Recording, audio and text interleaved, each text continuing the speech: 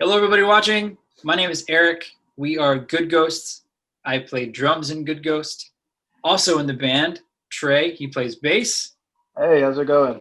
Simon, he plays guitar and sings. Hello. And Phil, he plays guitar. Hello, hello. So again, thank you for watching. Today we're going to be listening to our album, Sanctuary. We're going to be talking about it. We're going to be talking about the writing process, the recording process, some weird tidbits of information about the band and about us and about the songs, what they're about and whatnot. We just thought this would be a cool thing to do. It's the 2-year anniversary of the release of our album. We just thought it'd be cool for the fans of the band and fans of the album to watch and maybe get some secrets, maybe peer behind the veil, so to speak. Digital liner notes. Yeah. I'm excited just for us. Like, it's gonna be cool for us because I feel like we haven't really revisited in detail everything that went into making this album. So I'm excited to just hear this and recount the stories. I didn't even talk to you guys in 4 or 5 months, so just catching up might be nice. You guys kind of just fell off the face of the earth for a second there. You guys been talking behind my back, or what's going on? Absolutely, 100%, every day. Yep. Every day. What's your name? We have our own group chat without Simon in it. Yeah. So first song, Black Holes. It's the first song on our album. Let's just get started. All right.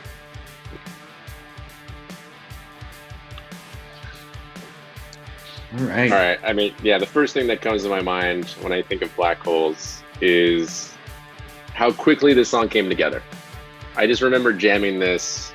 I don't know what it was. I don't know how it started, but it was like this one note, this kind of combination of notes, and it was a drum beat, and we kind of just threw it together like very quickly. And we were just kind of reading each other, and we were just like, screw it, let's just write something without stopping, and we all fell into it. That's my take on Black Holes. It was quick.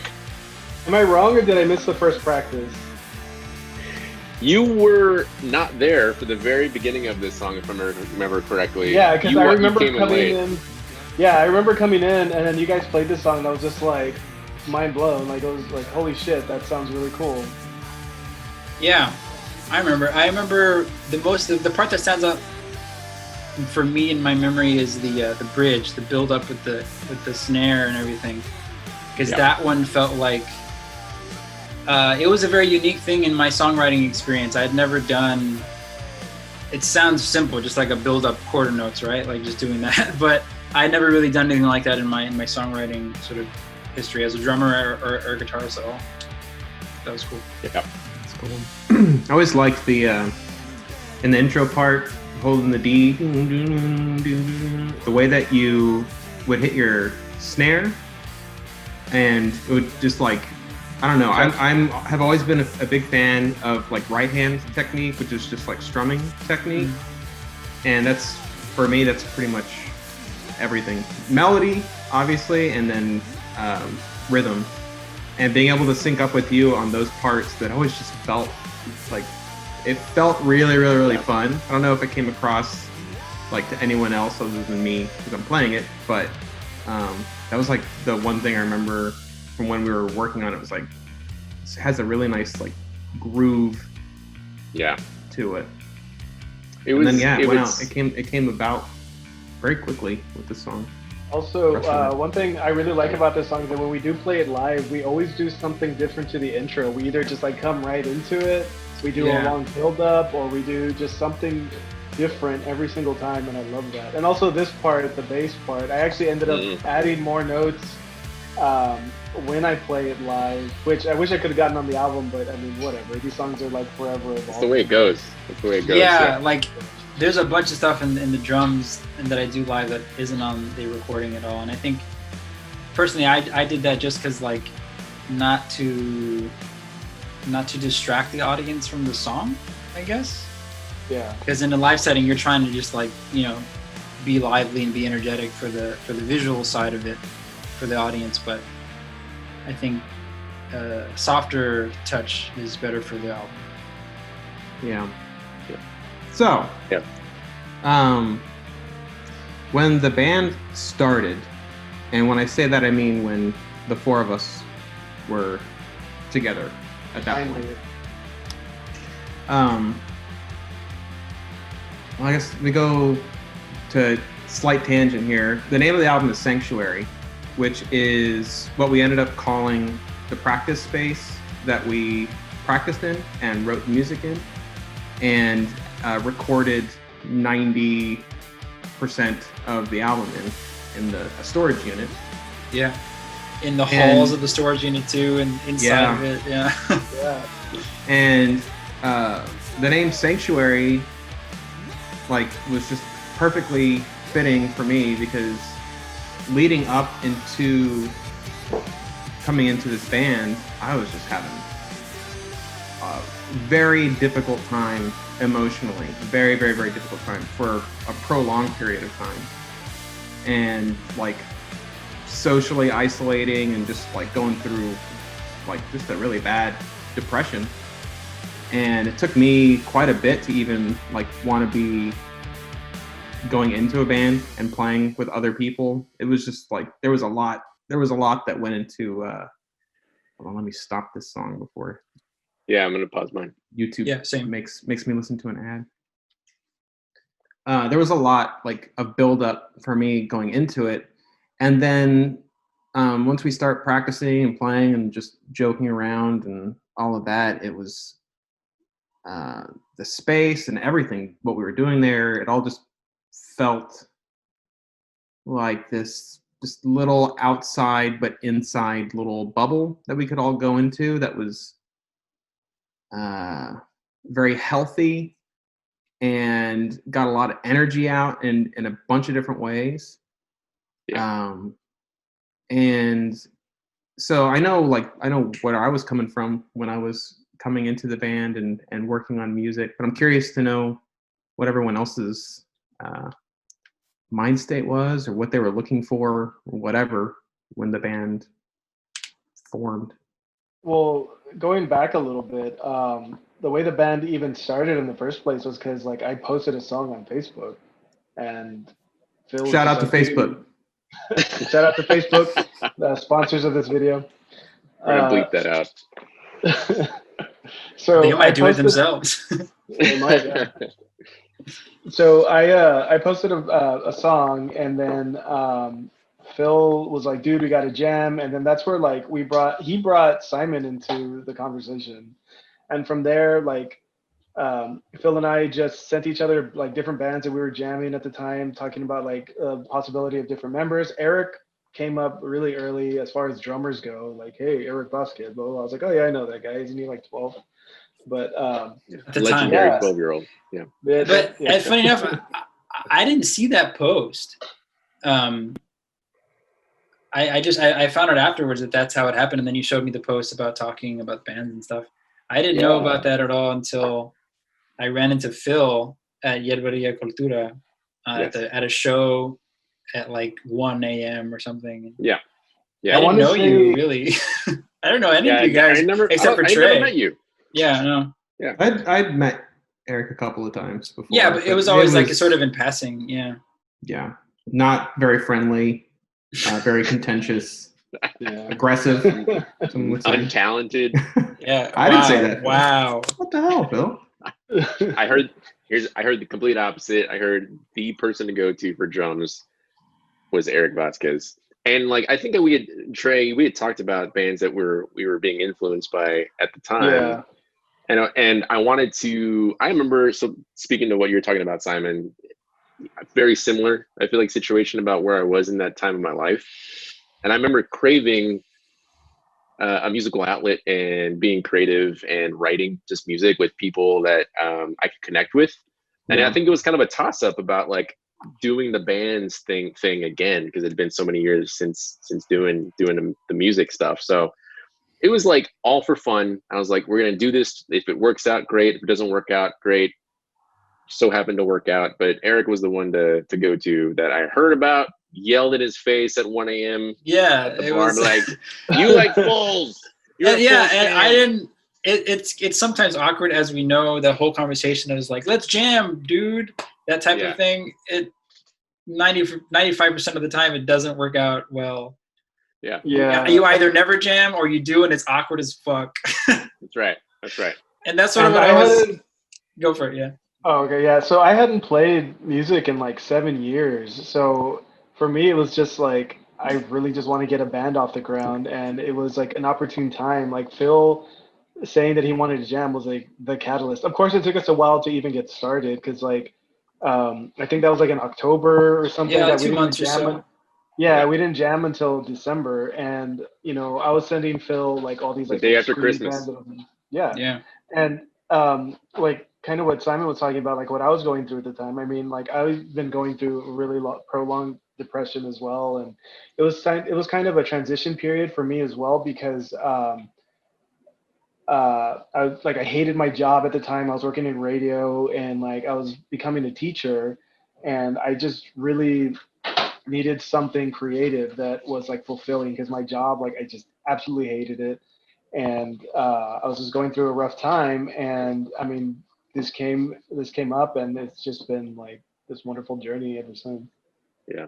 Well, to again bring it back to what Simon was saying about Sanctuary as an album name, spot on. It meant exactly what I think the way he described it. It meant to me that same thing. The heart of what we were doing was this safe space to somehow outside of everything else from our daily lives to come bring some like musical creativity, and it was so rewarding. And it and was to be a sanctuary. stupid, Yeah, as well. Yeah.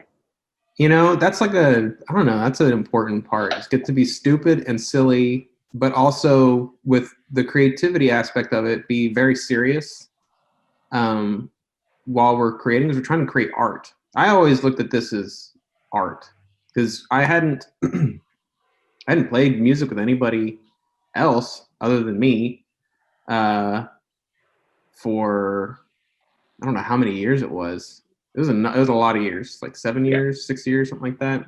But I had kept playing on my own and writing little things for myself, so keeping my chops up like that. But I had really jumped into the world of visual art and was learning a lot of that. So when I came back into actually trying to compose some stuff, I realized that my outlook on how to create music and what music meant to me as a creative outlet it changed to this weird kind of like hybrid in my head of visual art and music, auditory art. So when I was creating melodies or when we were talking about structure, I really was thinking about it as like a painting in a weird way. It's like you put your block in of your color, you set up your perspective, you set up everything, you try certain things out. It's like sketching. You try things out, that doesn't work, you erase some of it, you can still see some of the lines of that first one that you did, it still shows up there. And I feel like that mentality went all the way through to recording the album. Because the end result, I was listening to it today and hadn't listened to it for a little while, which helps get things a little bit more objective. And layering and subtleness of sounds and tones was like all that I was focusing on with this. I wanted to try to capture what the songs, how they felt to me when we were playing them, and how when they were played like exactly correctly. I wanted to capture that whole mood of it. And I don't think it's definitely the best thing I've ever recorded myself, like doing the tech stuff. Yeah. And I feel like we captured stuff, but my mentality going into it was, it's like a painting. It's like you have a super tiny amount of color here that may not be a very noticeable part, but it affects the way that the whole image works. And to translate that to an audio experience, I just find it interesting because I never had approached writing music or working on music or anything in that way before coming into this band. and you needed artists who around you who were willing to sketch and experiment and try stuff and break it down and then build it up again. And Totally. we made that work. Yeah, exactly. I made that work. It was me. It was all me. Yeah, it was all Trey. All Trey. Yeah, in the beginning, I honestly wasn't ready, or I wasn't wanting or ready to be a drummer again for a band. Like it kind of came out of left field, honestly. You're welcome, Eric. Yeah, because like I had sort of done everything I wanted to do with the instrument. I know that I'm good at it, but it was like I was in belts back then. I was playing guitar and singing and writing and recording everything for the band, and I had the most fun doing that up until that point. So like drumming was like an afterthought. Drumming was like in my rearview mirror. I still had a kid. I still had everything, but I could still do it. I just like wasn't really, because I never really wrote with a band on the drums. I was always the one writing everything, and I would just like, okay, cool, let's teach it to them more, as opposed to writing it with them on the drums. Yeah, some bands just operate differently like that. Some of them just like And this one, the writing process with y'all was just so weird to me. Like so weird to me in the beginning, and it was just so new to write something right then and there. It was like, the fuck? To me, it was at the beginning, I was thinking like, how is this even happening? How are these songs even happening? Because in my head, the way songs were written, in my experience, was like, I work on an idea for, I don't know, a week, 2 or months, and I take it and it's done. And there's no, like, that's it. Those are the parts. That's it. And it was like, Jesus, we're really writing songs in one space together in one time. It's really weird. Yeah. That was really fun. And it kind of had to teach me how to be a better drummer. Because I always saw musician too. Like, also that, like I wasn't collaborating on a music thing. Wasn't ever really something that I did. I would always learn parts to play in bands with Rob or with Dandy Heat, but it was never like, I don't know, like I can't write it right now. Right? You want me to do it right now? Fuck. Yes, right now. Give me 3 things. Give them to me. And that's sort of how it felt. It was writing in real time for me, at least as a drummer. I was always like, okay, as if this was the song, what could it be? And let's just give it a go. You know? Yeah, pretty much how we wrote, like how we still do things. Somebody has an idea, somebody throws another layer over it, somebody does another layer over it, or we scrap it, or we try something different with it. And like, it's been pretty cool writing that way. We're going to get to some of these songs that were other songs and we chopped and spliced pieces. I just want to say about Black Holes first. So for me, one of the reasons why I think it's a really good first song for the album is like it is about the lyrics are it's about depression. And being in depression, going through depression. And it's like, so I look at the whole album sort of like this cyclical thing where at the end of it, there is hope, and not just hope, but action and memories of the experience that you've gone through that helps build strength and a better foundation. And then, the cyclical nature of depression, or at least how it can be. So starting off the album, just thematically with Black Holes, I think is really good, because Black Hole, the idea of it is like nothing can escape it, and there's no light that can get out of it, but you can still see light coming in, but nothing can escape. And just kind of experiencing days and life like go away in more of an objective experience versus feeling like you're participating fully in it. It's just awful. But that driving energy, the doom, it's like there's still something in there there's still energy, but it's a depressed energy. So if we can get out of having the depression holding back the energy, you can release more powerful things, which goes into the rest of the album. So Let's get to 1147. On that note, yeah, let's do it. This is 1147 off of Sanctuary. So with 1147, I actually wrote that bass line in like high school, maybe. And I showed it to these guys because I could never find anything to do with it with any of my other bands. And to be completely honest, I ended up hating this song for a really long time. And it took me so long to love this song. It wasn't until the album came out that I was like, oh, this song sounds really cool. And I don't know what it was that made me hate this song. I think maybe it's because like the chorus, maybe, I don't know. There's just something about the song that I just didn't like. But it's always been fun to play because I love that bass line. I also love how we also did a bunch of really cool, fun stuff with this song. We had intros, we had outros, like we changed a lot of things around to this song. It's just like, it's probably like the most moldable song on the album that we have, and I love it for that. Yeah. So. Yeah. The drums, sort of like a name drop on the verse part. Like in the beginning, I was just ripping off Adrian Loetta from White Zebra. He's a recording engineer and drummer.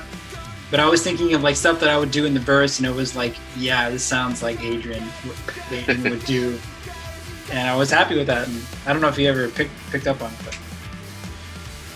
Yeah, this is the most energetic in a weird, like it's, there's some simplicity about this song to me.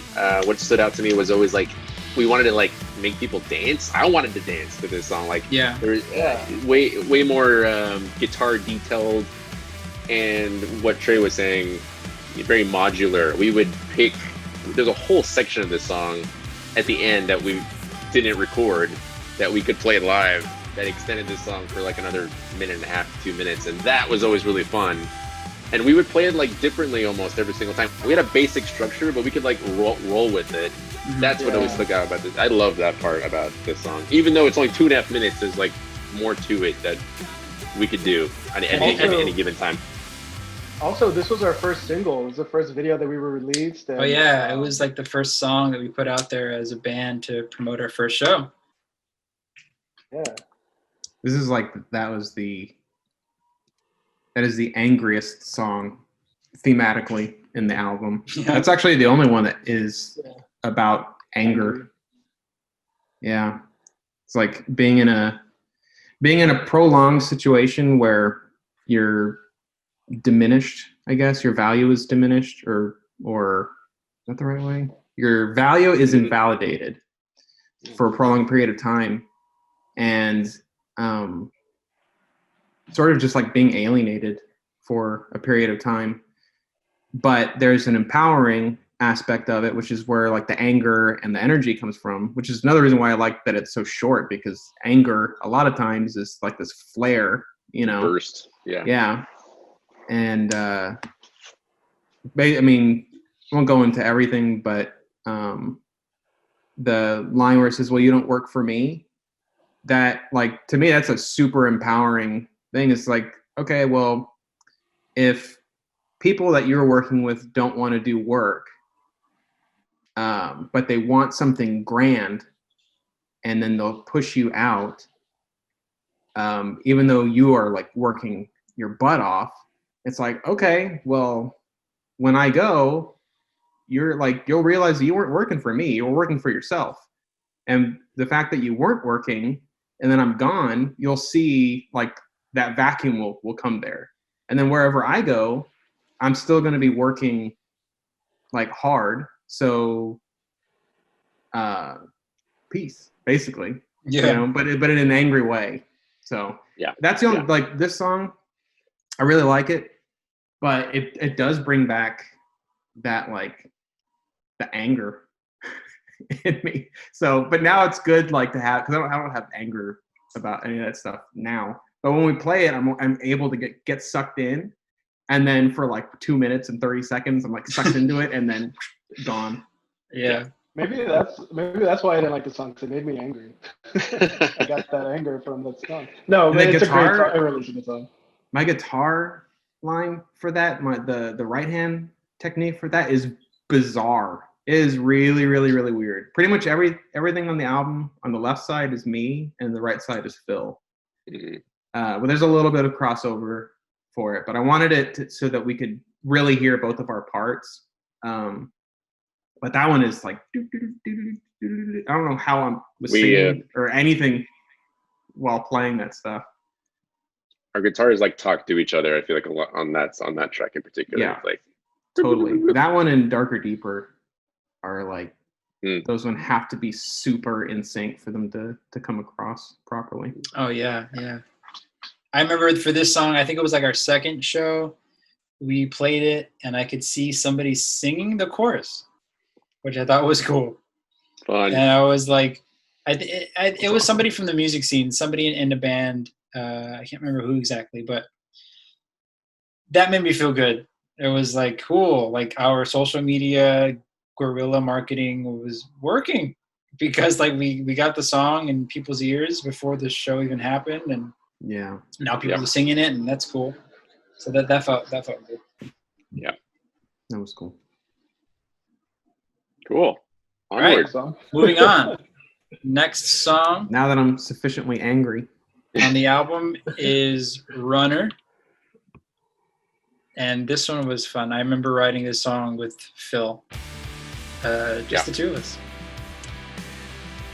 This was, if I remember correctly, this is one of the very, day one on practice. Yeah, I think this was part of it. In the unit, Phil gets there. We start going over ideas that he had. I get on the drums. He's like, yeah, let's do something with them. This one was one of those songs that was just like, it came out of that first meeting. First time I ever like really met and hung out with Phil. Yeah. The opening riff, the brown, brown, brown, brown, was a lot faster. It was ba ba ba brown, type of thing. Yeah. I will still play it like that sometimes. Yeah, and I was like, what if it's just slower, like a lot slower? Big, yeah. Yeah. I'm trying to remember the three tracks that I brought that day. It was Runner, Darker Deeper, and Psychosomatic. Psychosomatic, yeah. Yeah. Those are the first three that we worked on ever. It starts for all of those, yeah. This song was also the first song we played live also. Yeah. Like, this is the one that showed like, here's Good Goes. And what I originally envisioned this song to open the album because of just how strong that beginning it almost did. Is. And it almost did. Yeah, it was in the running. In the engineering or mastering or mixing process, Charlie Vela called out one of the things that I do on the drums in the chorus, that boom. He said that like every time that I hear that thing done on a song, he thinks of me, because I've recorded with Charlie quite a bit, and I want to say I do that all the time. Like that's just like one of my drum things. It's like a tick. I work it into a lot of my songs, whether I'm filling in or studio musician style or with a band. I thought that was fun. This song, the bass line is so fun to play. Yeah, that one was really fun. Me and Eric had some fun with the song at the end of it, especially. We changed that little like part at the very, very end, which it's subtle, but it's really cool because it sort of like changes the timing, but not really. And I wish we could have gotten that on the album, but I still like that we only do that live. Like it's just like a feel thing, and like I don't really know how we even started doing that, but it's pretty cool. Yeah, I don't remember either. It's just me and Eric have this thing, man. We have this bond. Well, that's something that always sticks out to me about the way we write. Is we'll go through periods where like we'll all start the song, but then like Eric and Trey will be doing a thing, and then Simon and I will be doing a thing, and we won't talk to each other for like 20 minutes. And then we'll come back and be like, what the fuck are you guys doing? Like, okay, we figured out a thing. What are you doing? Yeah. That's fun, too. We made the song better, that's what we're doing. Yeah, that is true. Sometimes it was all of us working with the clay together, and other times it was like, I'm gonna take this piece. You want to do something? Yes. But at the same Like, time, so it was just like noisy, but we could still work out what we were doing. Yeah, we were locked in with what was happening. And this was also I think this was the first song that Simon sent us that had like all the parts together, but it wasn't like mixed yet. And this I is remember one of them that I had. I'd gotten a guitar pedal that had like amplifier modulation for the output because where I was living at the time, I couldn't do that easily. Couldn't record from an amp easily, but it worked out nicely because I was able to play to the track that Eric and Phil had worked on, and just laid my an idea for a guitar line over that. So I think that was actually the first, before I was even playing in person, that was like the first thing that I had any part of. Oh, and the guitar line was pretty much done. Like I don't think it changed that much. There's a little bit of structure changes that happened, but not. I forgot that we had sent you stuff before you came. Oh yeah. Well, I'm remembering now. We had and then you sent us back. Yeah. Dude, Darker Deeper was like a mess to me when I got it. That, like it sounded like a mess, but I was like, okay, but there's something here. But I think there was like a whole part that's here. Yeah. So that one, and my guitar line for that one is super bizarre. That's probably the strangest timing guitar line I've ever done for myself. But for me, it helped me solidify what was actually happening in the song. And once I had done that, I like heard more easily what you guys were doing. I was like, okay, so this is a pretty sweet song. It's pretty cool. What were your first impressions of like what we brought to the table? Like, these guys suck. I'm gonna have to do a lot of heavy lifting. What's gonna happen? How's your I thought these guys need help. I thought that there was a lot of energy in there, and which was probably the most important part of it. Like, regardless of how anything sounds, if there's good energy in it, then something can happen with it.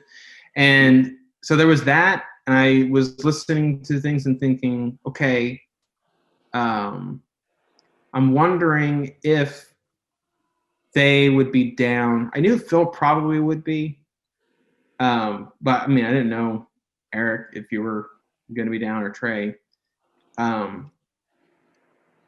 It's like, well, what if if I'm going to put my own style of stuff into this, is everybody going to be chill with that, basically?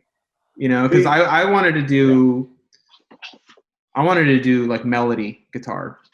I wanted to focus on melodies with it, and because the way Phil and we've been playing music with each other since we were like 14, I think. About right. And I'm 47 now. It's been a few years. No, we've been playing for a long time. So him with rhythm, I knew that he was going to hold the rhythm side down to it, and then come in with more melody pieces so that we could play off of each other. But I knew that I just wanted to focus on melody, and I wanted to so if there was something super driving, which is the music that I was getting was very, very, very driving. That was the big theme that I was singing with it. It's just like very driving music.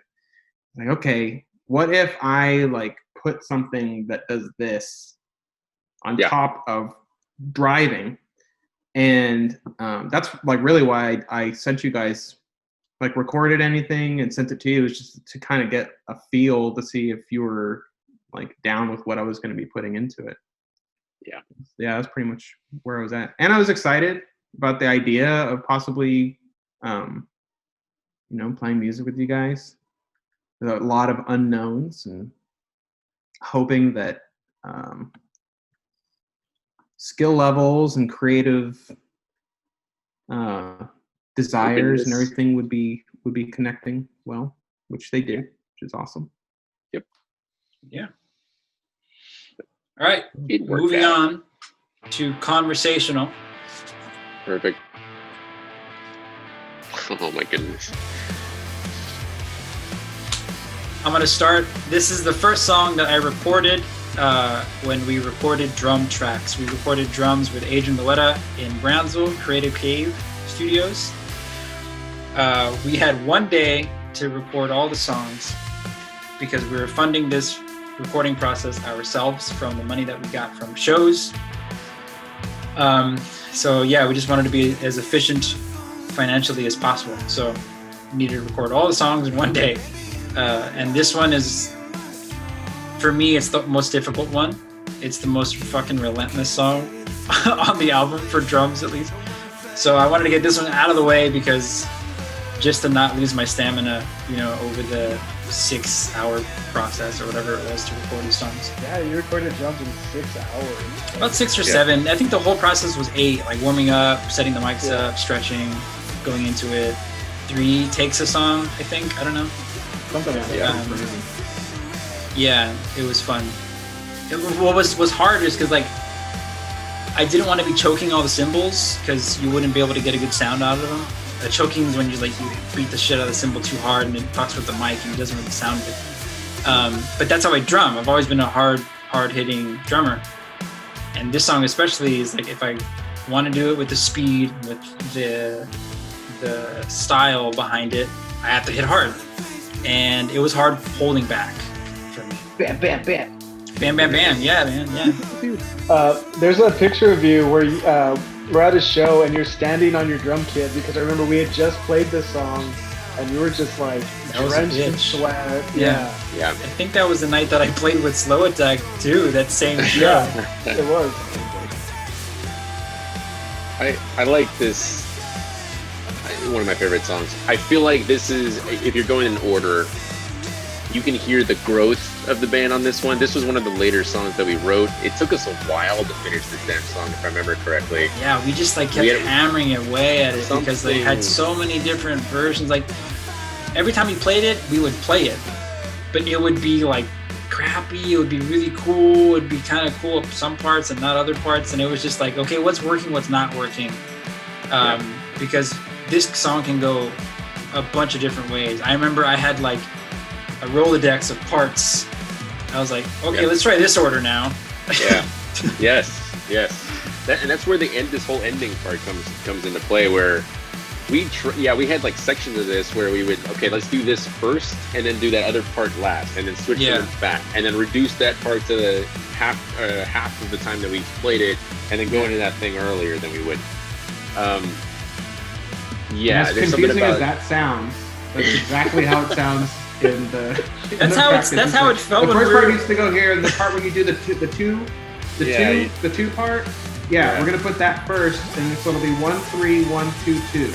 That's the practice. What that means? Oh yeah. All right. Because we had an idea of what each part was. Yeah. But then it was okay, how long do we do this part? Do we do this part before this other part or after it? And that's all it was, just shuffling. This part right here is the only time that me and Simon ever play rhythm together.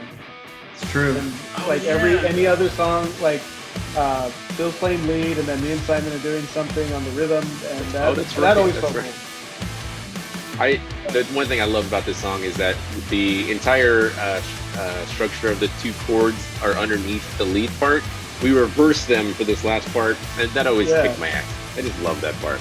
Yeah. It's personally, it's for the drums and bass, I love how the through line of it is that boom, boom, boom, boom. How we just play off of that so much, and there's 3 different rhythms that utilize that note structure, and how many ways we can flip it, and reverse it to quote Missy Elliott. Yeah. Well, we never let up. We talked about this, right? It's relentless. You can get it in with the beat, and it does not stop until the very end. You can still move even on the quote unquote quieter parts. It's a through line all the way to the end. And at the end, every time we play that song, you finish the song, you're oh, okay. A deep breath. Yeah. And we That's have a how it video was for that me. one. We do have a music video for that song. It is a live music video at one of our shows towards the end, the latter part of our playing shows. Yep. And yeah, I think that music video captures how it felt for us playing it, with the lights and the moving around, and you're just trying to find yourself in this energy. I think it captured that nicely. The theme, the lyrical theme for when I was writing the lyric aspect of it, it really went into that chaos but exploration. So the whole thing is like exploring where you are, how you are. It's like introspection, but objectification of that introspection. So it's like, who am I? Where am I? What am I doing? How is that affecting my surroundings? How are other people affecting my surroundings? And like starting to converse with people. I mean, that's what conversational is about. It's observational conversation.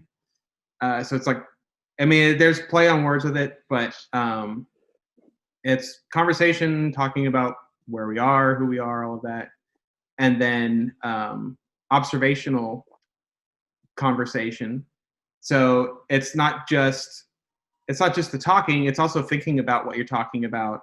And I don't know, I really like to play with words and give pretty much everything like 3 or 4 meanings for myself, and then try to leave it open for other people to inject meaning for them.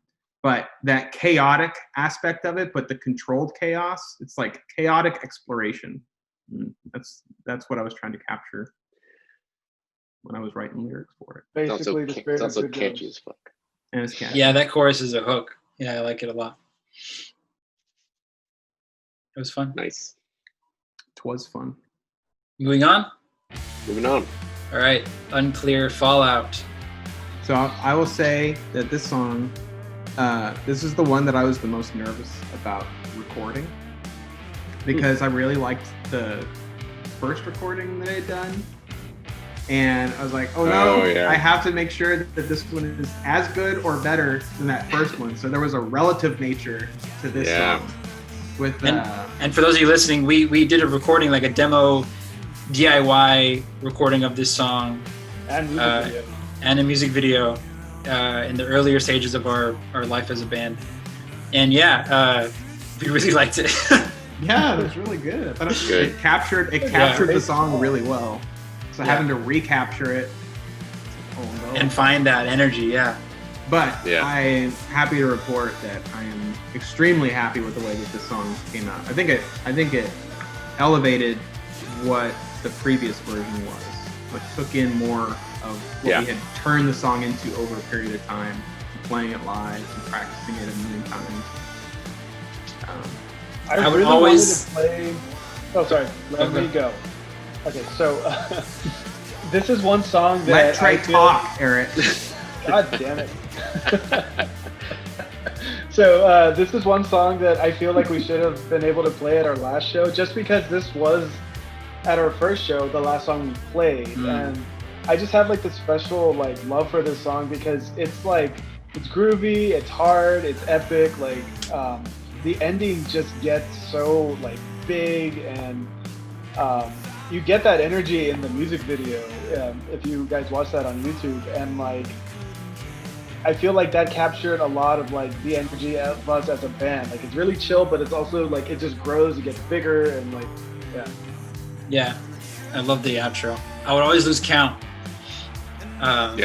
without the vocals. Like if I couldn't hear Simon in a show, I would just be like fingers crossed, I hope I get this right, because I use your cues to when to build up to the next energy level.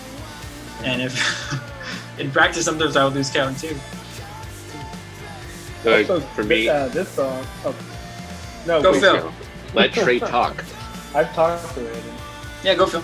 I was gonna say the thing that sticks out when I think of Unclear Fallout, I think of the shaker and the badassery of playing drums with a shaker to add a little extra like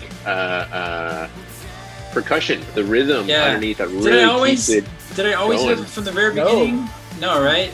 I think I can't remember when we did that. You brought the maraca, and I was like, I'm gonna tape this shit to my drumstick. I feel like we were like we played in. We heard it. We needed it. That's what I was going for. Like, it was on the first recording, whether I did it live or not.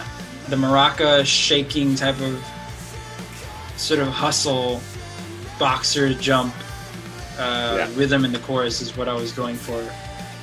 It was always there in my head.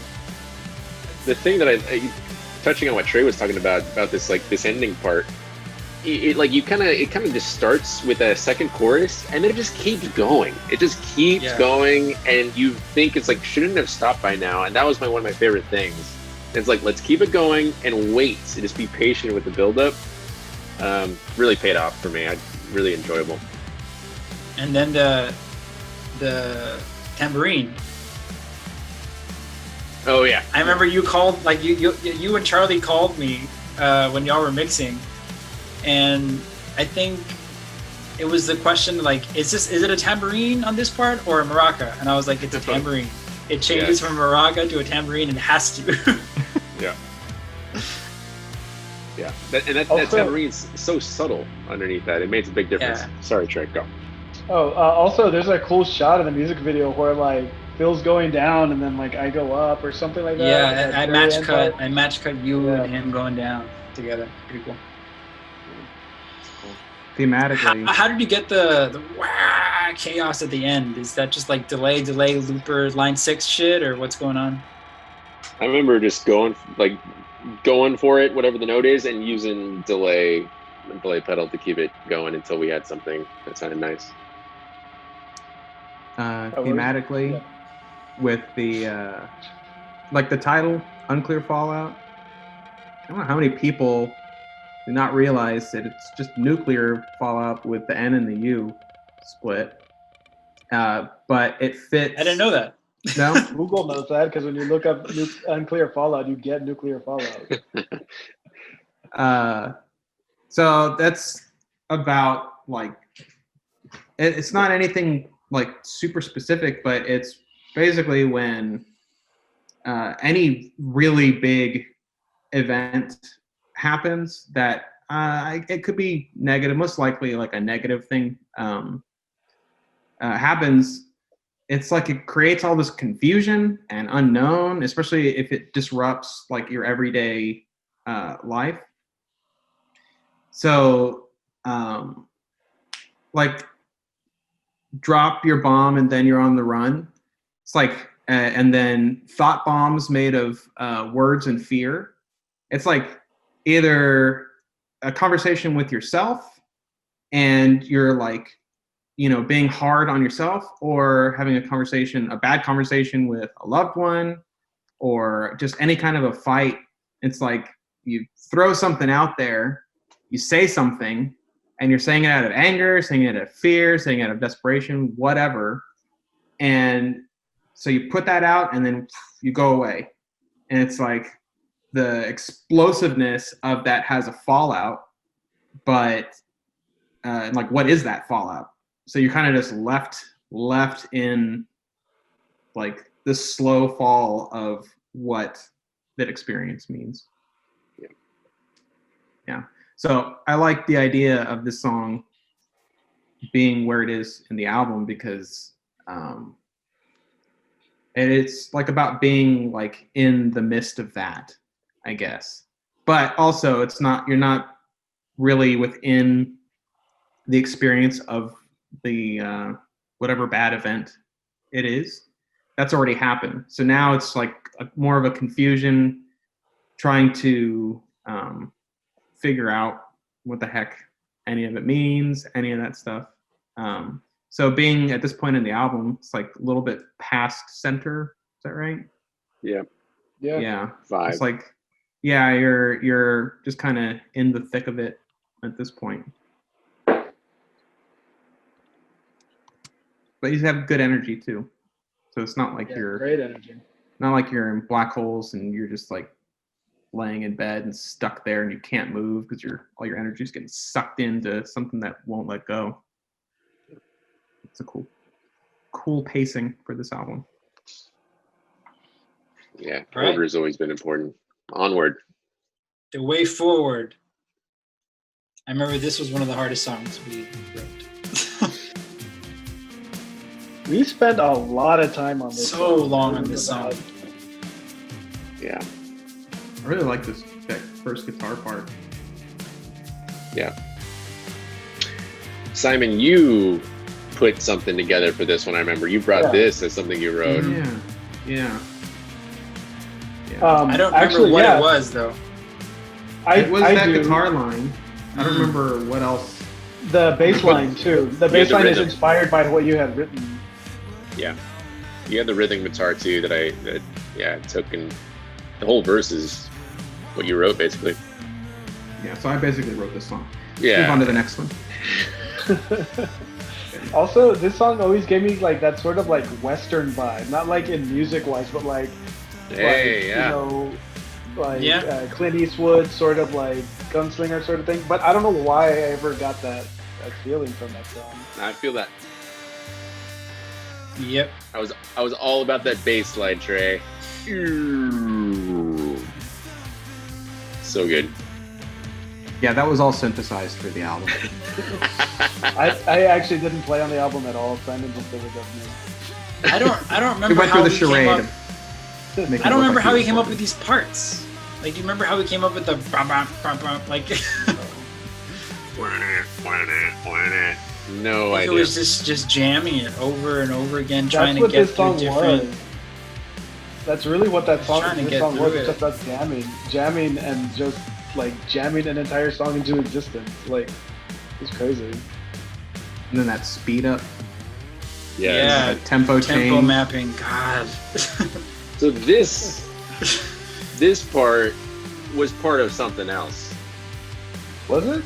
I feel like I maybe brought that as a riff, and we're like something along the lines of like that's in the same key. The plucky thing. The plucky bits, right? I think so. I think you brought the plucky bits from some other jam into this song. Yeah, like, and then this like drop down. I was like, oh. Again, I feel like Simon, you talked about so many of the early songs that we wrote were very driving. I think we slowly started to like, let's track back, let's take away. We got a little bit more patient in our writing toward the end, and this was one of our last songs that I wrote, if I remember correctly.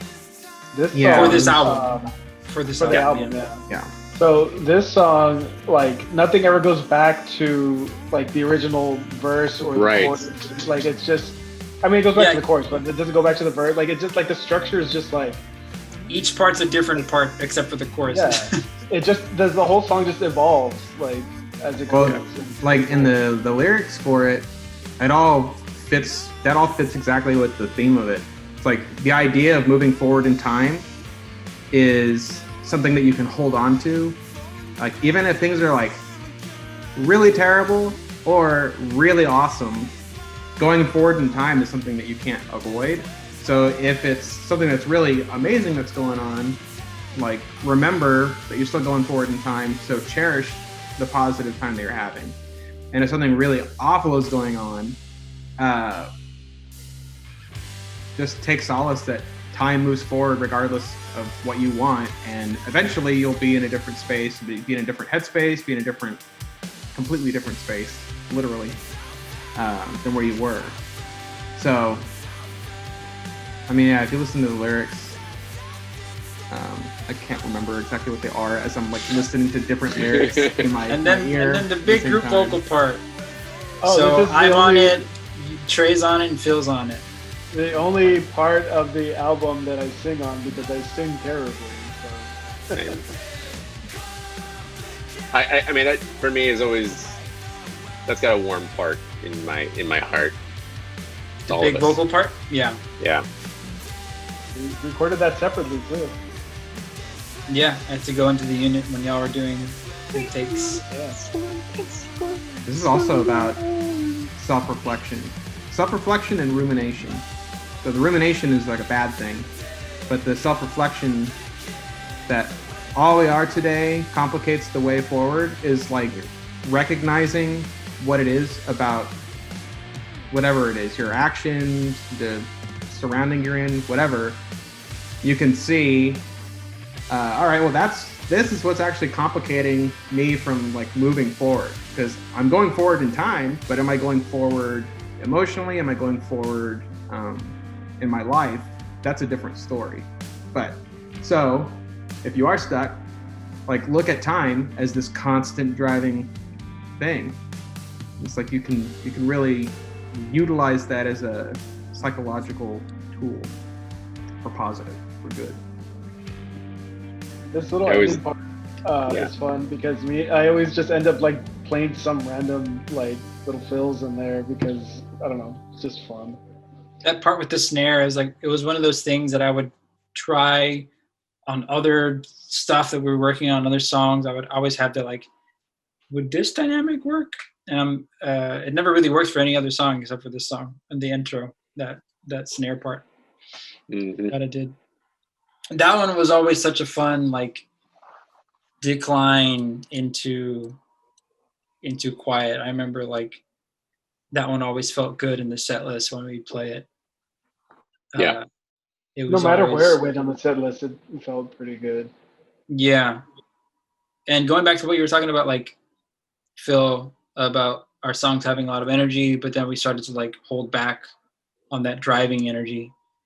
And yeah, I think we started to realize like as a band, we would do certain things over again, you know, in our jamming, in our songwriting. So I think like it became a conscious decision to be quieter sometimes, to be a little bit more dynamic, to be less, at least that's how I looked at my playing. Like, how can I be less for the song to be more?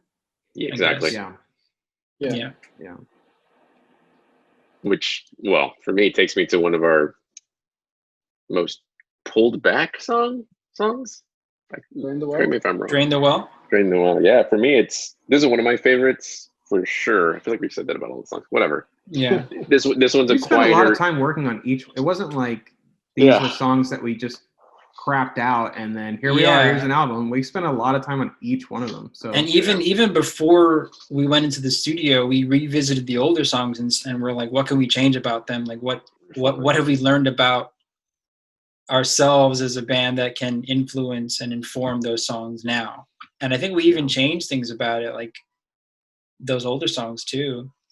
It's like you have to be more honest. Like, okay, what's the thing we never talked about was shitty? Let's get back to that and call it out for being shitty. And like, okay, let's really work on this thing. It's never quite right. Never been. Or we're gonna take all of Phil's parts out and make him feel like he's on the album, but not actually put him on the album.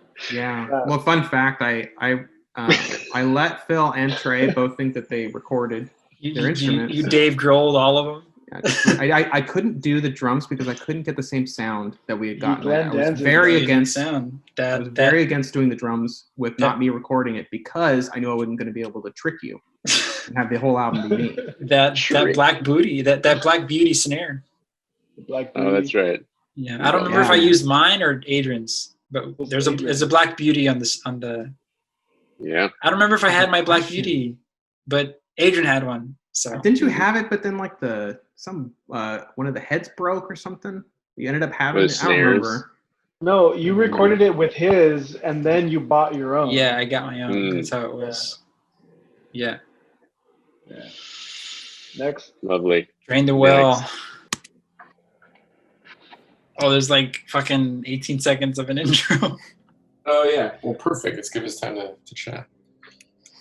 Drain the Well. It's about draining Phil from the band. Wow. Right? Yeah, that's pretty much the theme of the entire album. Is how can we get rid of Phil? Suck the life force out of somebody and remove them from a band. And Phil just happened to be the person that So sucking Phil off until he leaves the band. Basically. That's right. All right. This is the song that I'm like the least confident about on the album from my drumming standpoint, because during the recording process this was like the 7th song that I did, and I was just tired, and like the first 2 takes of it just were not good. I was like rushing or like lagging. It wasn't good. And I remember like Adrian walked out. He was just like, "Yeah, it's not working." So we had to take a break. You know what? I agree with you on that because I think this is a song. I think this was at one session where like I did like 6 songs or 9 songs. I don't remember how many songs it was, but it was like a lot of songs in one day. And I was actually going through a lot at the time. Like I was going through like this real like manic depressive episode, and I was feeling really shitty.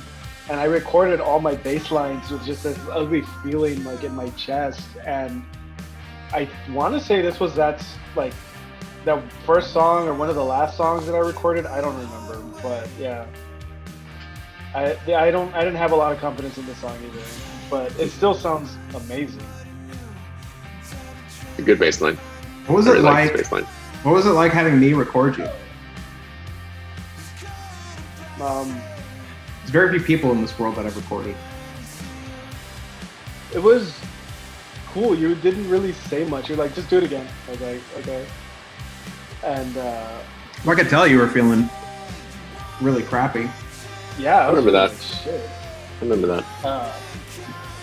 But it was cool. Like, you were just easy to work with. Like, you just were like, okay, let's try this. Okay, let's try that. Like, very easy. It was a smooth process for sure. Like, yeah, we had to play the songs over and over and over, but it was definitely a very smooth process. So I enjoyed that a lot.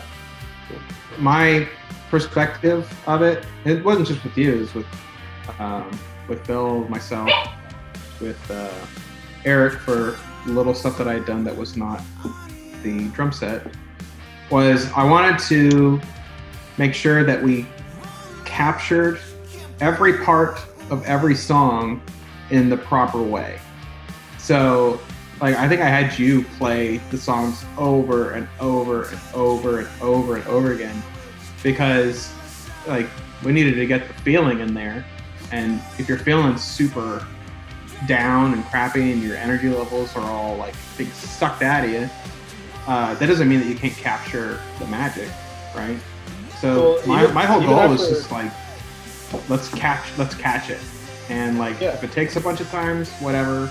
Like I'm not going to be the kind of person that'll get pissy if it takes a long time. But I just want to do it right. We can all look back on it later on. After a while, I was just getting really frustrated because like I just kept playing these songs over and over. Not because you were having me, but just the fact that I was playing these songs over and over. And like by the end of that super long session, my fingers were just like in pain.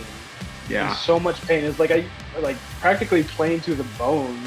One full day of playing bass like that, and that is like that energy of mine that's coming out of the album. It's like me being sad and me being pissed off. But not at you, but just like in general. Yeah, I think that worked really well. Simon, the one thing that stuck out about the recording process that I'll never forget is I think, I tend to ask in those moments like, hey, what do you need? Do you want me to do this? Should I use that? Is it better for the recording to use this pedal? I'll never forget you were like, do what you would normally do. Do what you think is right. I was like, okay. And putting the ownership back on me to just like bring it. Just do what you think would be right and just go for it and you'll capture it. And that freed me up to be like, okay, I don't need to like, dance around or be delicate around how I'm playing or what I'm using pedal wise or anything. Just get in there and do what's natural. Yeah, because I was editing in my head, like as we were recording. I was like, well, listen to the first take that you would do, and be like, okay, well, you caught something that you needed to do. And I might have caught it or might not have caught it as well. But keep that in my mind as we're going, and just make sure that every single thing, every part of every single song, was captured properly, so that when I went in and did pre-mixing on everything, which is just putting all of the parts, making sure everything is there for the actual mixing. I just wanted to make sure that I had everything. So like you being able to be experimental during that process is good. Yeah. As far as I was saying it, because it would give me more to work with. The only thing was like we had to make sure if something was really awesome that we didn't have to just go back to it, because changing pedal Right. parameters was like not going to work out. So that was like the only thing that I was really concerned about, was if we had to go back and redo something after you had a moment of like, let me experiment with this or try this out. Yeah. But I think it worked out well. It was a lot of work to make the album like feel cohesive, very, very cohesive. Yeah. Because the last time we recorded an album, it was all live, you know? Yeah. So going back into the, I guess, more not initially traditional, but when it's become traditional of like recording one part at a time. I hadn't done that in a long time. So it's like, let's do it. Let's try to capture the magic. No matter where any of us were at. Because there were days I didn't want to record. I was tired and down or whatever. And it's just like, okay. But in 10 years from now, I want to go back to this album and hear it and be like pumped about it. Think, man, we all really stepped up. We really captured some awesome stuff. I feel like we did. You especially, like, you put in a lot of time, a lot of effort, just, you know, pre-mixing, recording, you know, everything. So like, there's a lot of you on this album, and it's like, and it's like 600 hours. Yeah, it's a lot of time. Yeah, and I remember you, like, how drained you were, like, after the entire process. Like, you're just like, I just don't want to do this, like, anymore. I was like, done. I was like, I got right up to the end, completed it, and then I was just like the person that's walking to the finish line all wobbly. Like, that's how I felt. It's like, you're doing it, Simon. You're doing it. You're doing it. I felt bad. Like, I felt bad because I think I put the least amount of like time into the album, because it was just that one day of recording for me and some little parts here and there at the unit. But I remember now, another reason why I wanted to do it, just to get it out of the way in one day. My mom was in the hospital. I remember now. Oh, Right. that's right. My mom was in the hospital. We didn't know about at that time. Yeah, it was just like kind of snowballing. Mm-hmm. And yeah, it was just like, I think I made the decision, like, if it doesn't happen now and things get worse with my mother, I'm not going to be able to do it till much later. And like, I'm able to just go in and do it one day, and then I could just step away from the process for a little while because I needed to. Because I think like 2 weeks after that or something, she passed away. So it was weird. It was weird and fun and energetic to come back and be hearing everything that y'all had done and be like, oh, this is gonna be rad. This is gonna be cool. Because I don't think I really heard anything that y'all had done until months after. Mm-hmm. So it was just like, yeah, it was cool though. Thank you all for letting me have that time. Of course, man. Of course. Yeah. Of course. Yeah, the drums were awesome. They were so nice to have, not just recorded well, played well.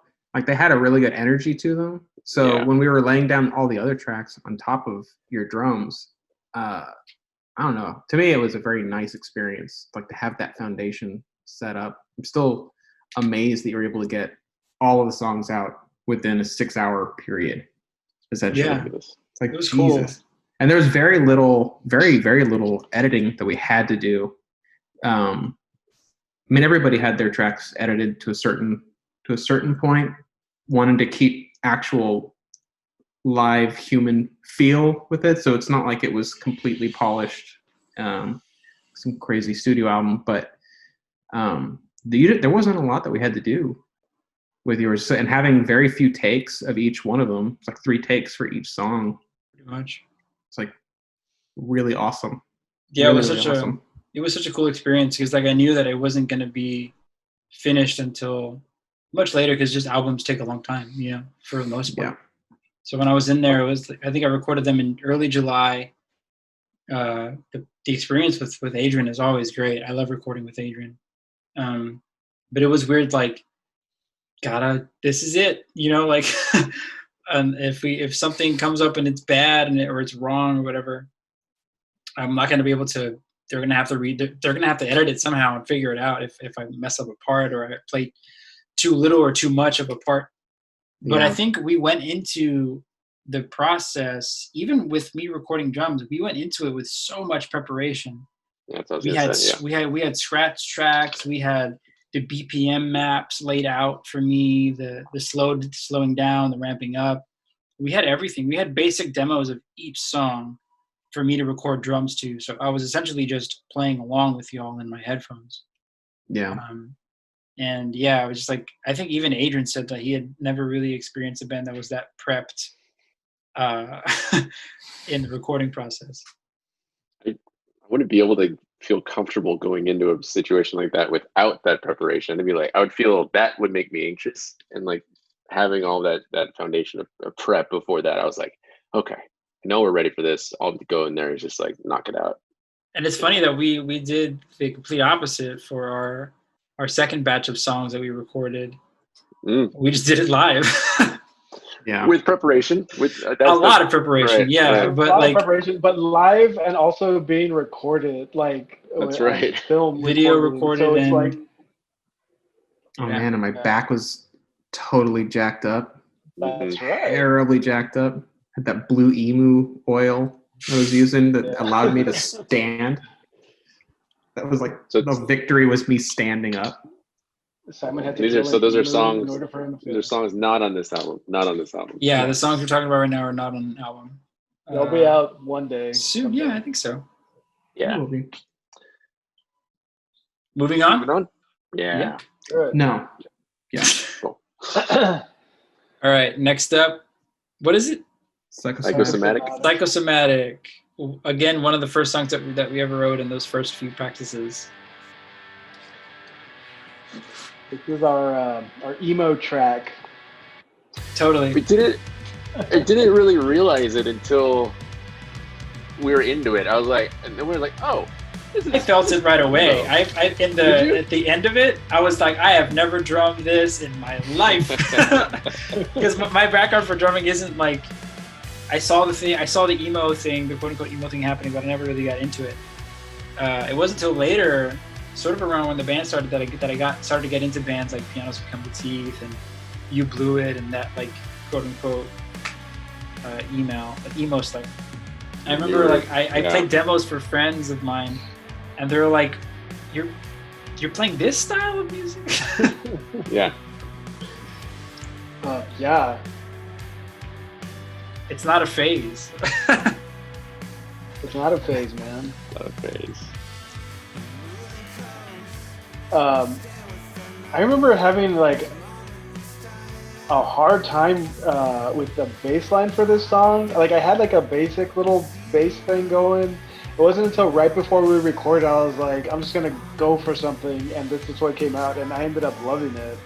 And I think it added to the song. This is like one of those songs that I didn't have a lot of confidence going into it, but then once like I was there recording with Simon, it was just like, I got it. Yeah.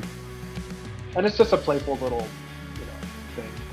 This is the most challenging one to record for me. Yeah. This was like the tones in this song and the way that things shift around and trying to maintain the proper atmosphere and like soundscape for everything was difficult for just like making sure that I was doing it right, so that when I went to Charlie, he would have something to really piece together properly. And of course, he like did all of that beautifully. There were certain things that, and I just don't have enough experience to be able to fix them. So there's like tiny little transitions, little tonal inaccuracies, and I would spend like 2 hours trying to fix this thing. Like, you know what? Screw it. I'm gonna take it to Charlie. He's the professional here. I said, hey man, I can't get this. Can you fix it? And he's like, hold on. And then like 15 seconds later, he's like this. I was like, yeah, like that. Like, move. Exactly like that. Move. I always like this second verse with the drums, like the snare and hi-hat thing. I don't know how I came across the thing, but I remember it was just like such a weird beat. Yeah. It's coming out of what the first verse sounds like. Yeah. My vocal patterns are like, they're so tied in with the snare with pretty much every song. I felt that. It was weird, like that's what would change my drums the most, your vocals throughout the process. Like the song could be done and we could have verse, chorus, whatever. But vocal melodies will change my dynamic with snare, will change my dynamic with hi-hats and closing and opening hi-hats, kick drum beats. Like it'll change so much. That's cool. I always remember this song being a song that achieves a kind of a new character after it's recorded. You try to capture what you've got, what you wrote in a space, but then it takes on a little heightened thing. And for me, this one always felt like you were like flying somewhere. Like it was real. I don't know. It's this. I'm making a hand movement. I feel like this song really It took you. Like I feel like this song really characterizes like our backgrounds because like it has like a very similar feel to like some of our old bands, like especially you guys.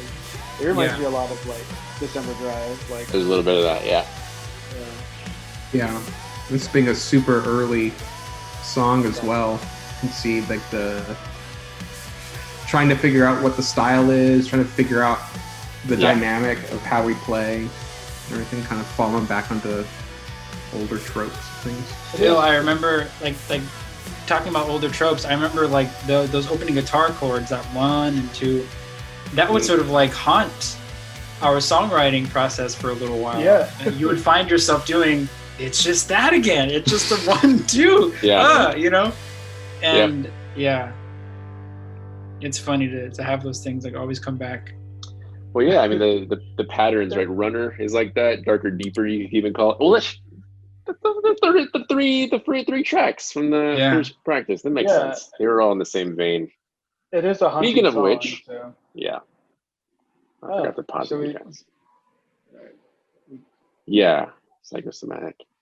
It's a good song. That is a good like.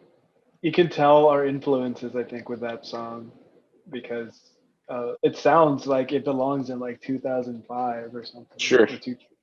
Yeah, totally. It sounds like a big Thrice song, like a bunch of 2008 sea of emo kids.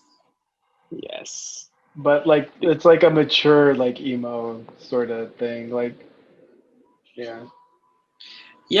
I had a sense of like, what are we doing? You know, like it's nostalgic. hasn't this music era sort of already passed and like saw its day? But there's something cool about writing music that quote unquote is derivative of some other type of music genre that had its heyday or whatever. But like once you get past that idea, it's like it's just music, and it's, you know, if it's good, it's good. It's whatever we want it to be. Yeah. Well, I mean, not to take too much time on this one, but what's interesting to me is that I feel like there was a time where I just wasn't connected to music, writing it or listening to it for those years after, you know, the previous band. And so I was really out of the loop, I felt like. And so coming back to writing music and then kind of like really finding new stuff to listen to, this being one of the early ones, seemed like it was, like you said, it was kind of like taking what I remembered from the mid 2000s where I was stuck probably, and then bringing it into, you know, when we first started. Yeah, but what was interesting to me was that right around that time, and it you know, music goes in cycles. You know, as I think you guys know, some of that sound started coming back with some bands we started listening to, and it's like I was like, oh my god, these kids are, you know, early 20s making music that we listened to or we were making in the early 2000s, and of course it made me feel super old, but at the same time it was just a good alignment, and it filtered into the stuff that we were writing to. Well, you are like what, 62? 61. Pushing. He's not quite there. I'm few more years before 14. Driver's And, ed coming up, bro. And in the 5 years we've been a band, Eric has only aged 2 years. Twice. Twice. We saw it happen too. It was weird. Super Crazy. strange. We had to It's talk to him happening! about why his voice was changing. And it wasn't a good week. It wasn't a good week. One whole week. All right. Moving Darker on. Deeper. Let's move on. All right, next one, Darker Deeper. Oh, man. Hearing this back, just like mean. It's one of our harder songs for sure. Like, There's a Very- fuzz to it. This one, when I heard it, the recording that you guys had, I had zero idea what I was going to do. I heard no guitar riff for myself. I heard no vocal melody. And the vocals for this song and the lyrics are the most like mapped out of any song I've ever worked on, ever. Like, to an insane degree, probably. Like the guitar part stuff, I worked on that for quite a while so I would have something that was confident with to show you guys. And then after that, I was like, how am I going to sing anything with what I'm playing? Because I'm playing like this very bizarre, and then it changes, and so I was like, how am I going to sing anything with this? So actually, with this song, I would like listen to it, create the vocal melodies without doing anything, and then practice the vocal melodies while I was playing to the stuff so that my brain would separate things out. But the lyrics, like this song, the lyrics, and I always specify this because when we're writing the songs, we're just writing and we're putting our whatever is there into it.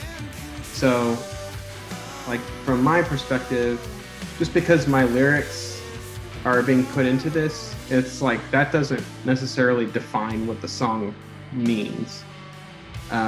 Especially the way that I consume music, it's like how it makes me feel is what it means, regardless of what the words are. But the words and the lyrics for this song, it's all about meditation, 100%, and meditation and introspection, but mostly just like direct meditation. And I was like super careful with how I laid out all the words, super careful about all the different meanings that each one of them could have, and like basically turned it into a poem, or something that could be a poem, but ended up also working as lyrics. And the chorus is bizarre. Like the melody and everything for the chorus, like I don't know how he came up with that at all. It's super weird, but I like it. Yeah. I just feel like, I mean, Eric, correct me if I'm wrong, the bass drum on this one, I was always worried about your leg on this song. Is that the one? In the verses, yeah. Yeah. It's at the end of the phrase, there's like 4 hits that are consistent together that meet up with the snare. And I feel like it was always like beating the shit out of them. Yeah. we would consciously try to like, okay, if Conversational was first, and we would throw Darker Deeper, it'd always be like, oh shit. Oh yeah, that would sometimes mess me up. Sometimes if there was like banger after banger after banger, like in regards to energy, I'd be dead. I'd need some time. What I love the most about that song is the second verse for sure. Like that rhythm change that came from the first time that Phil and I played it, and it wasn't like, it was so fluid and so like, okay, yeah, this dude has this riff. This is what I can do with it, and this will make it fun. This will make it better. Not to say that it needed work, but it was like, it did. No, it was just like, I see what y'all are doing. Cool. I can do this to make it different, make it more fun. That's always what I thought about my role. It's like, what if we can do this weird shit if y'all are down? I think I mean, that for me is part of the writing process that we got right. Was for me, I was always hungry for, like, give anybody, throw something my way. I'm gonna keep doing this. We're gonna mess with it. Somebody pitch something, and we'll jump on it. And usually, when in the mix of running through it for the 27th time, somebody put something in new, and everybody kind of zeroes in, like, what was that? Yeah. And then we kind of riff away on that. Yeah, Yeah, that's how whole like songs started. We're working on some song, and then we just start dicking around with other things, and all of a sudden it's like, hey, let's work on this. It's like, and that's why we recorded every single practice for the most part, because we would not remember what we did in those tangent jams, in the just messing around jams. There's or like we take like incomplete ideas and put them in songs too. Like, I think we did that in Drain the Well, where like that chorus belonged to a whole other song. Drain the Well's chorus is how a song that Simon started off with. Like Simon had this progression and had that chorus beat, but it was like the beginning of a song, other song. Yeah. I feel like the Way Forward and Drain the Well were interconnected somehow. We stole stuff from both of those, I felt like. Yeah, and Waves too. Yeah. Like Waves. Waves, that's right. Waves we'll get to like, Waves. Okay, yeah, we'll get there. Yeah.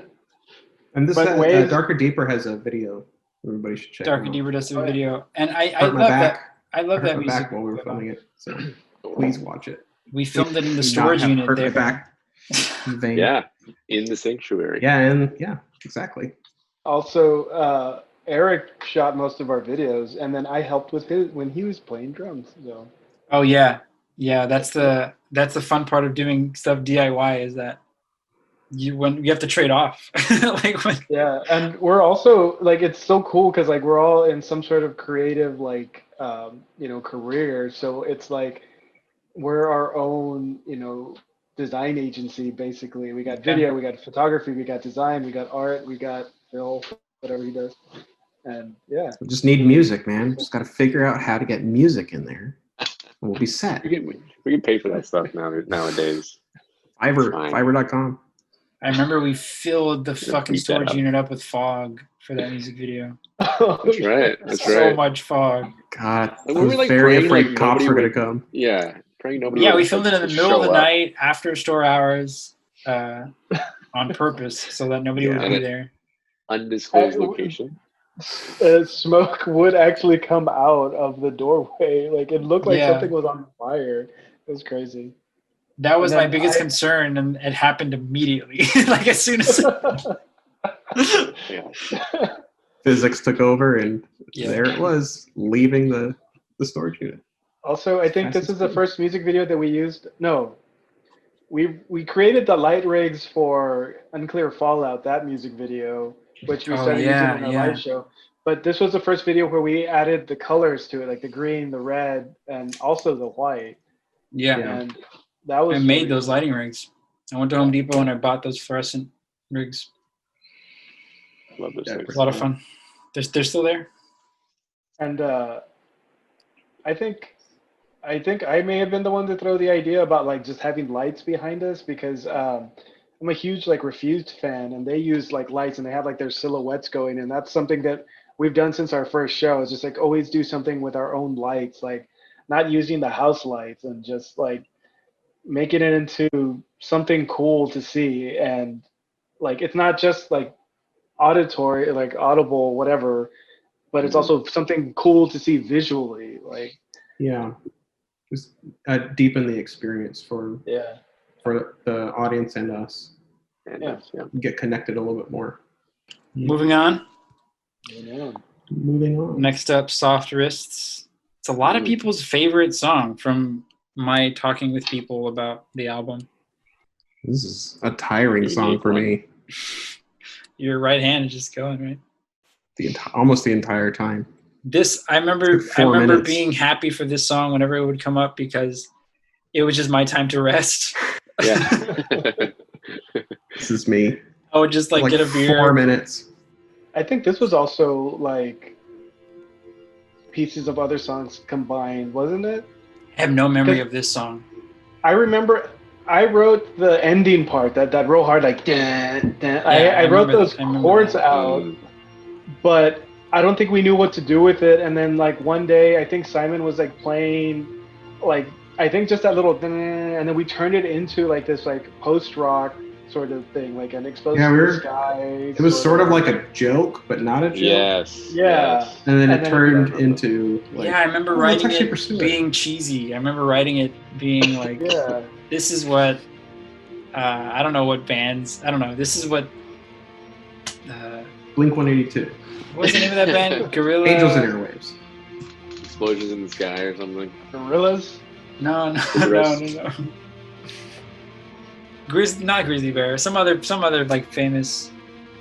Minus host. the Bear. Minus the Bear. That's actually what I was thinking of. It's like, this is what they do. Like what they would do to like close out their set with like a outro jam idea. I don't know. I didn't really listen to that band at all.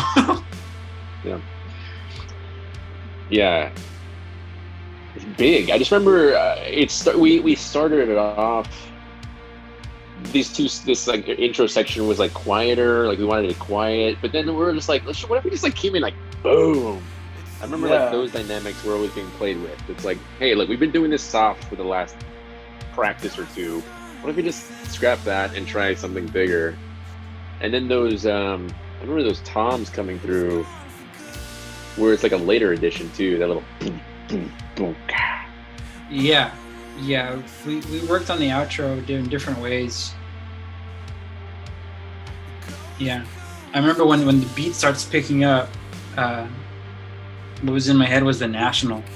I love that band a lot, and it felt like a National build-up type of song, and I love that energy, but leading to a real gritty, punchy outro. I thought was super cool and juxtaposed. Like it contradicts that feeling of happy-go-lucky indie sound, and then just like hit you in the face with some big guitar chords. Yeah. It's always had there's like a revelation feel, like you're having sort of an epiphany, an emotional epiphany, and that's what I was, with the lyrics, that's what I was trying to capture, is like the sort of a turning point of like finally figuring out what you have to do to feel better, to move on in a strong way after, bad things happen. It's like even Soft Wrists, like it's literal because you have to have your wrist soft in order to play the song. But it's also like, don't hold on to things like super hard, because when it gets like pulled away, you hurt yourself. But so you hold on to it and kind of just go with it. And if you're supposed to be holding on to it, you'll be able to hold on to it. If you're not, let it go. And don't look at things as don't look only at the bad things of things. Like, pull it back and look at the larger aspect of it. I feel like it works perfectly with this song, because this song, it's so minimal for a part of it, but huge. Like there's it's like we're playing it in some auditorium. It feels like it's just like we're filling up the room with That's sound. how it felt when every time we played it live. I remember just like you could feel the reaction from people sometimes. Yeah. Except the first time we played this song live. What happened? We fucked up this song the first time we played it live. Do you guys remember that? Really? I've never messed this It was up. bad. It was so bad. Or maybe it was just me, but no. It's probably just it. No. It had to have been me. It had to have been Eric too. I think Eric came in early in one part. I totally could have. Yeah. This might have been one of the songs that I was like, okay, I know sort of what to do in an order. We just should not have played it. It wasn't ready to be played, but I don't think we played it for a while after that. But then it started becoming more of a mainstay in our set list. And I love this part too. It's just so like big and like groovy. Yeah. Well, you were saying about like it sounded like we'd be playing this in an auditorium. For me, it was always interesting playing it in the practice space in the unit because it's such a small space, like confined quarters, and like a family would be trying to open their shed across the way. We're playing this giant, yeah, ooh. And we're trying to play this like epic giant song, and you'd feel strange, like that juxtaposition. Like afterwards, you're like, oh, and in this small confined area, really interesting. Yeah, I remember for the outro, it was tossed around as an option, as an idea to do that build up at the crescendo and then mute, and it would go right into waves. But I think we scratched that idea because we realized it might have been too hard to time everything. Yeah. To get that timing right would have just been a nightmare. Whenever we would do it live, it was always a mess too, because I would have to keep playing and then like count to y'all and then mute them. Yeah, you would do like 1, 2, 3. Okay, we got it. Yeah, that was always fun. Yeah, that song was cool. A great song. It's a good way to break up like the energy of all our other. Yeah, it's definitely like a valley in the hills and valley of our set. It's interesting that it's a lot of people's favorite. Yeah, from my conversations at least. Same. I haven't really heard a whole lot from people about the album. Whenever we had an opportunity to play an encore, that's the one song that everybody would ask for. Oh yeah, if we didn't play Black Holes, that one was the one. Remember Black Holes? People would want Black Holes. Yeah.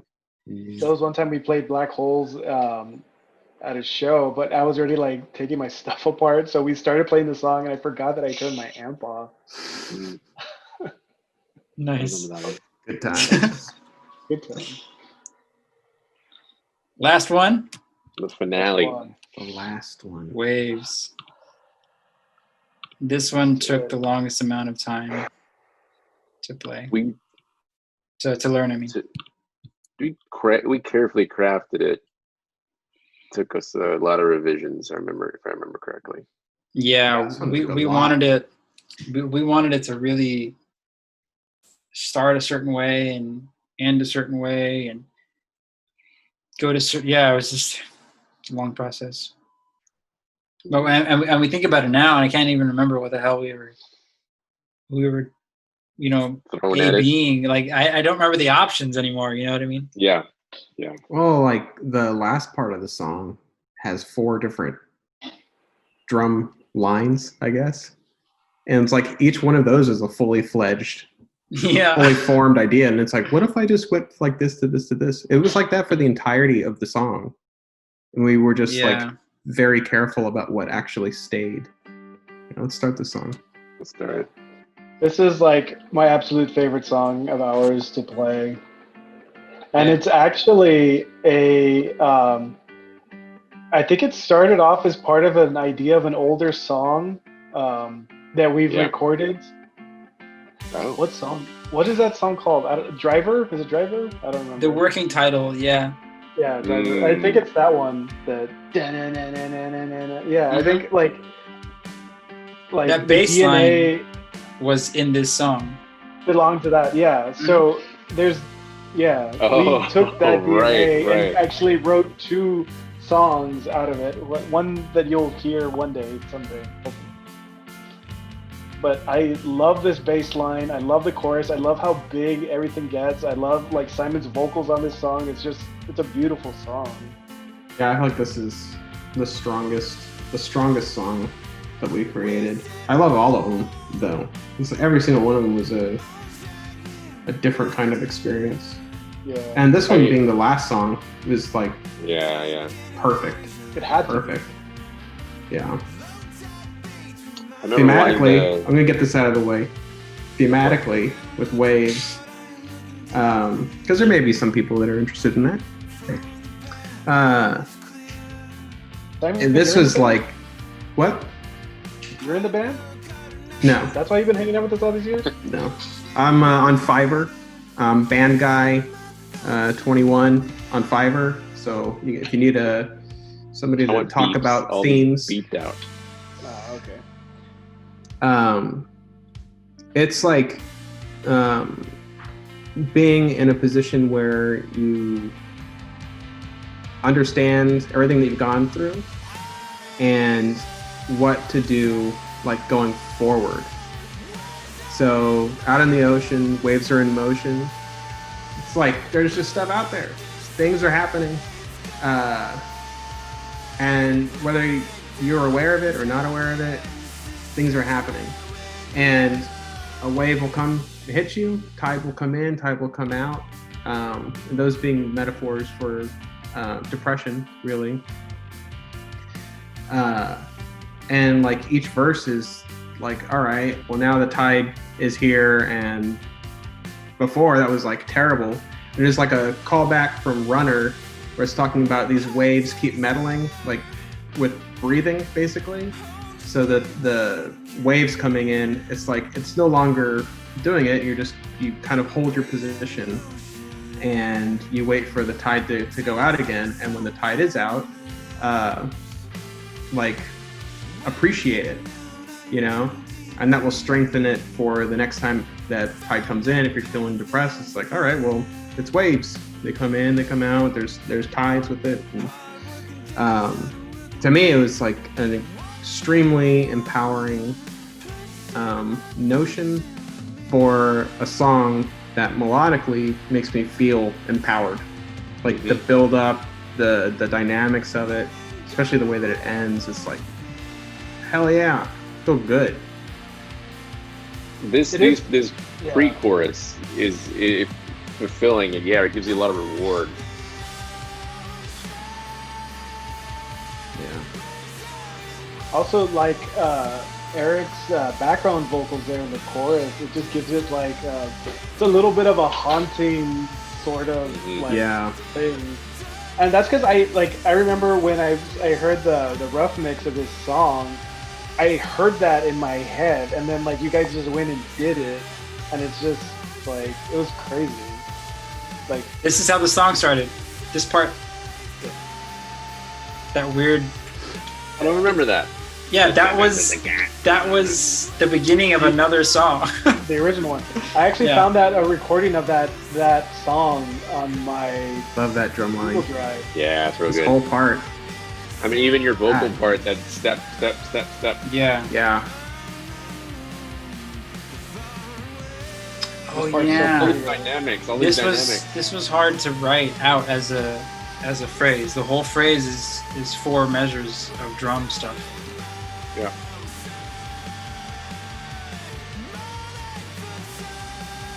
Man, we would always play this song last, and this is the most tiring on my vocals.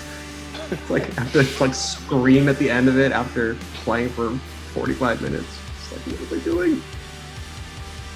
And I think this was supposed to be the last song we played at our last show, and we got cut off by 2 songs or something.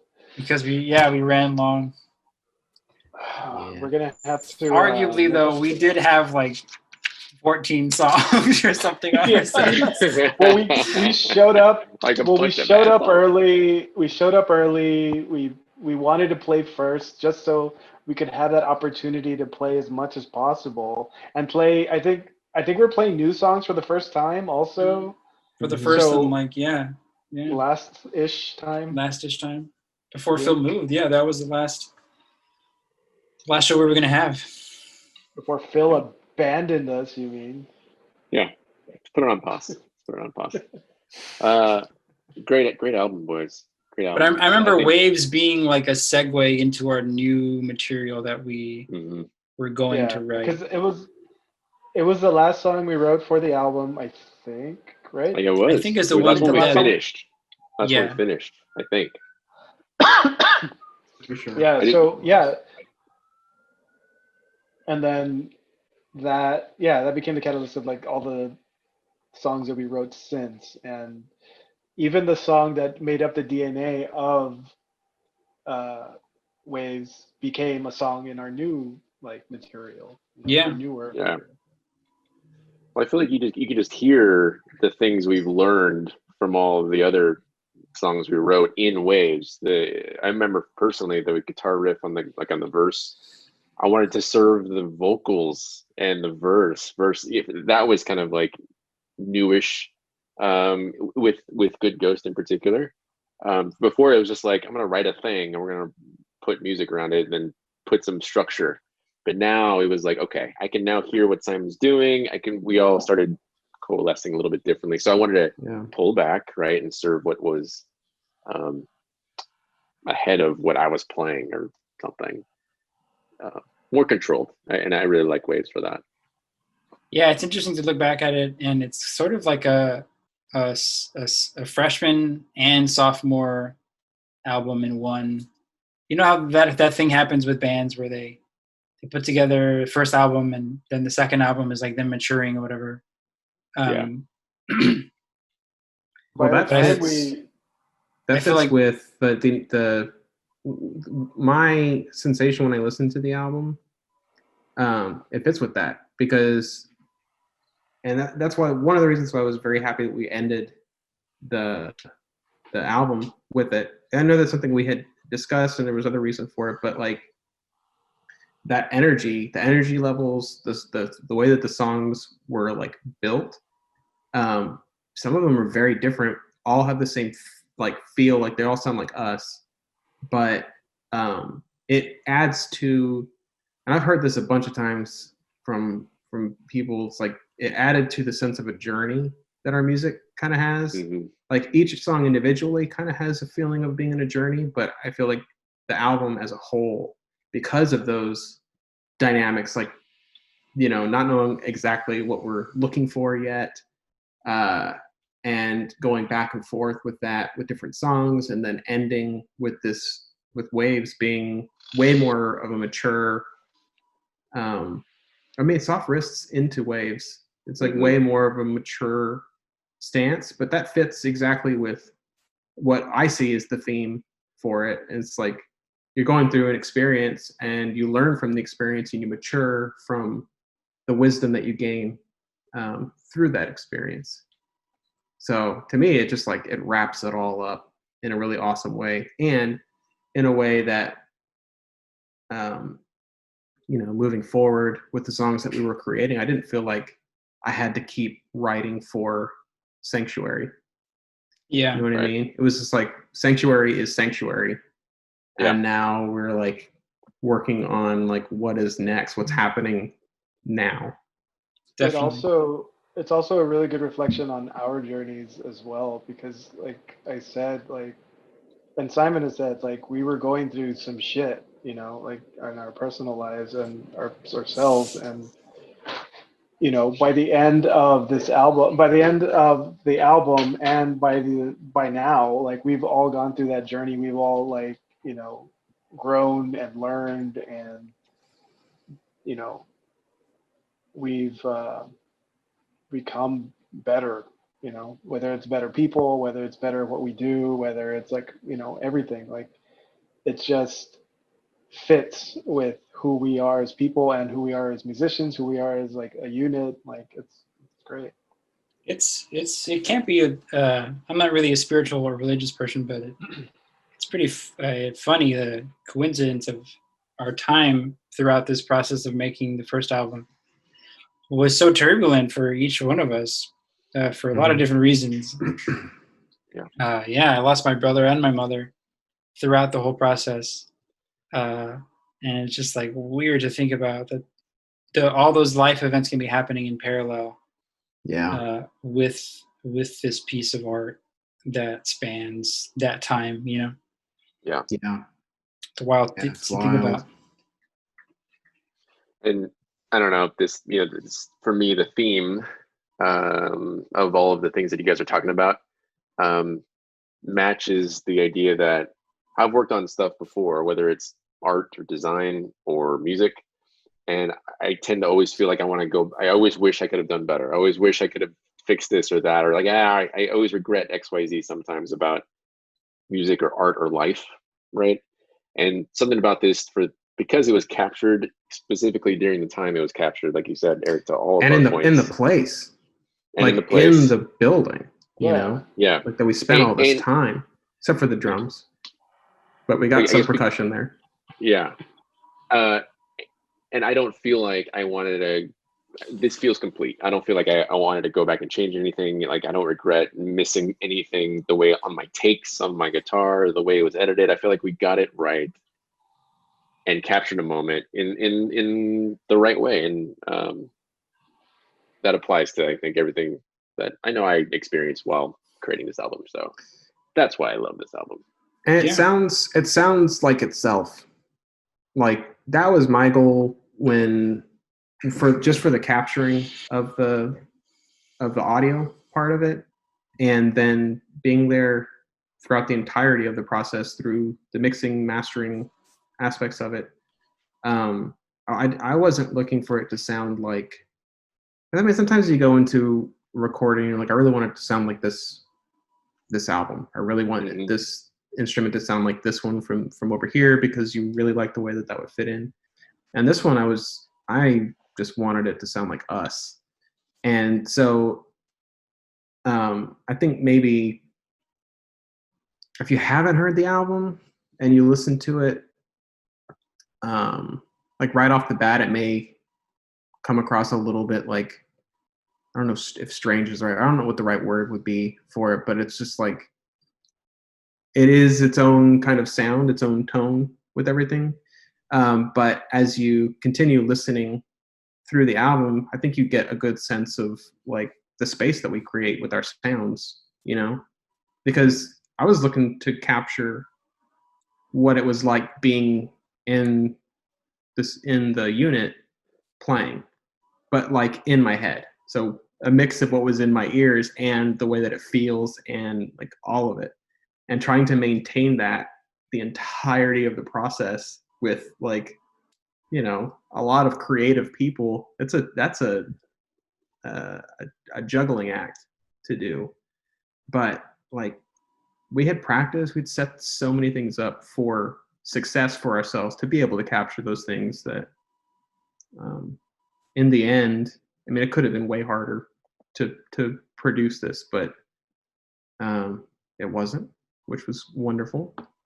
And I really think this is something that I'm going to be able to look back on for the remainder of my life and be proud of the work that we did, which was my goal. I don't want to look back on these things and like what you were saying, Phil, like, oh man, I really wish I just spent an extra 10 minutes doing whatever, or I wish I had done that take just a little bit better. It's like, no, that is like, this is the album. This is a accurate rendition of what these songs are, at least to me. And I'm happy that we can share it with people. Yeah. Agreed. Yeah. Well, to those of you watching, thank you for watching this. I hope it was cool and fun. Thank you for anybody who bought the album, listened to the album, bought a came to the koozie, shows, talked to us, came to the shows, messaged us, all that stuff. Bought a koozie, some Yeah. buttons. We've met some interesting people. It's always been a lot of fun. I really, really miss playing. I miss you guys. I miss like practicing. Like we had our set practice dates, and it's been tough for this past year. But I mean, I know one day. Well, whenever we get together, it's always like we haven't lost a step, and I love that. Yeah. Can't say I agree, but I mean, yeah, man. I mean, it just hasn't worked out that we haven't gotten the drum machine working. One, Phil's somehow still in the band. We have enough tracks with Phil that we can just pitch correct them to be whatever we want. So we don't really technically need Phil anymore. We can Tupac it, I think, and just like keep releasing albums of just like scratch tracks that Phil has. Yeah. Well, happy 2-year anniversary, Sanctuary. We love you. Happy birthday. This has been the album listen and talk of Good Ghost Sanctuary. You can find it on all the music streaming platforms, I believe. You can check out the album on Bandcamp if you want to. I think it's what, $5 on there or something like that. If you I think want so. a physical copy, I think we still have quite. Yeah, we you have can a reach out few to us. copies. We can Yes, arrange yes. getting you a copy of it. Yeah, just reach out to us on Facebook or Instagram. Probably Instagram is better. But yeah. Goodbye, y'all. If Instagram Thanks, still everyone. exists. Shout out to Bye, Facebook. guys. Bye, guys. Miss you. Love Bye, you all. guys.